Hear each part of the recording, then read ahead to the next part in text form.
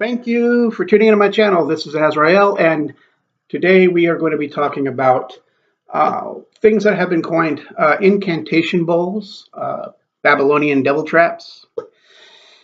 I have not seen this used a lot in modern magic practices, but this dates back, as far as we can tell, dates back almost since the dawn of civilization, especially in the Middle East. Some of the best specimens we have, though, span from the 3rd and 4th century BC. Okay, mostly in ancient Iraq, Syria, and a little bit of Rome and Greece, actually, in Greece. Anyways, it's fairly simple. Obviously, it was most of these things were made of clay. You don't have to make them out of clay, or you don't even have to make them. You can just go and buy a ceramic bowl or terracotta bowl, things like that. I'm using as a demonstration, which I'm not going to write on, but I'll show you anyway. Basically, this is it's a Korean bowl I use for my my ramen and stuff. But in any case, how these things were constructed.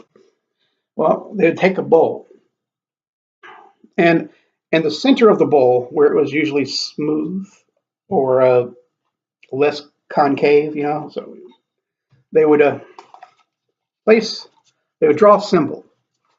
Usually, the symbol would be, say, if they're trying to protect their household from a specific demon, like a lot of ancient Israelites feared Lilith because they believed that she would come in and kill their children in the middle of the night. So this might be a symbol of Lilith.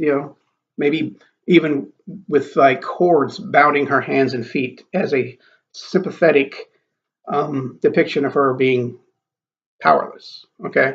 Again, this could also be, say, your next door neighbor who you think who's using magic against you, or it could be any kind of little monster. But they would have that picture, and maybe they'll have protective symbols like this, because I do a little vampire. Sorry, I can't draw.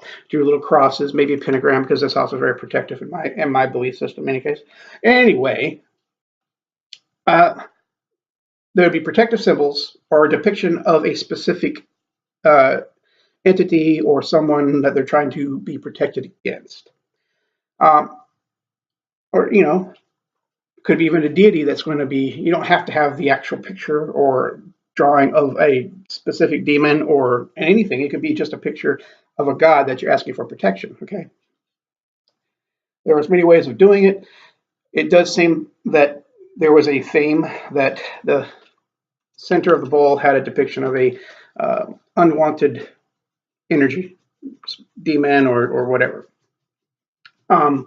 Any case, they would, in a clockwise fashion, they would start at the top of the bowl, and they would write an incantation of protection all the way down, keeps on, and they would just keep on writing various incantations all the way until it gets to the center of the bowl where the picture is.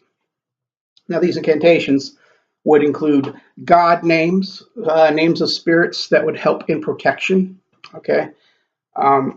And basically what you want to be done to the negative energy, which would be grounded or destroyed or sent back to its point of origin. A lot of these people actually believed that some evil spirits could be killed or destroyed. This eternal spirit thing is kind of new in modern spirituality, because especially the Christian culture, demons, you can't kill an evil spirit or an angel. They're eternal. They just have to be bound.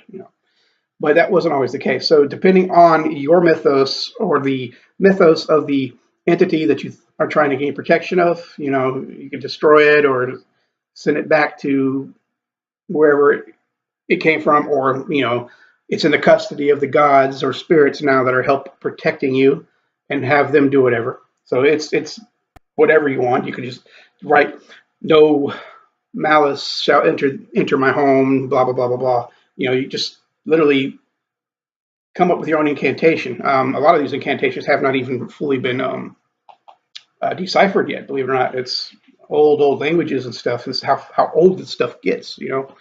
But this practice is. But you get the point. You state your intention.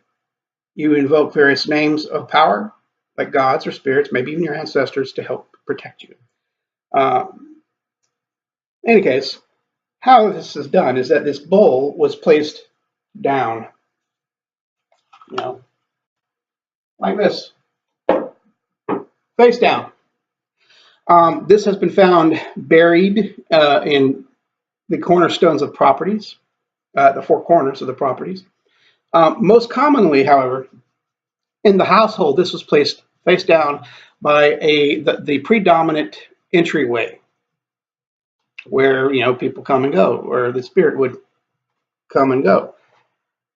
It works on the properties the same way you would use a regular bowl, which is, oh, there's a gross bug.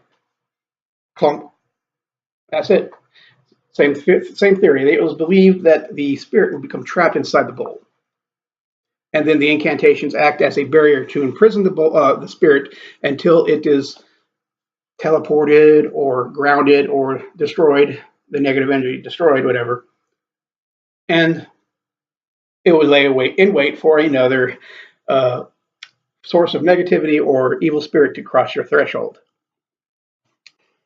That's simple. It's making a comeback, guys. Get on the bandwagon. Thank you for watching.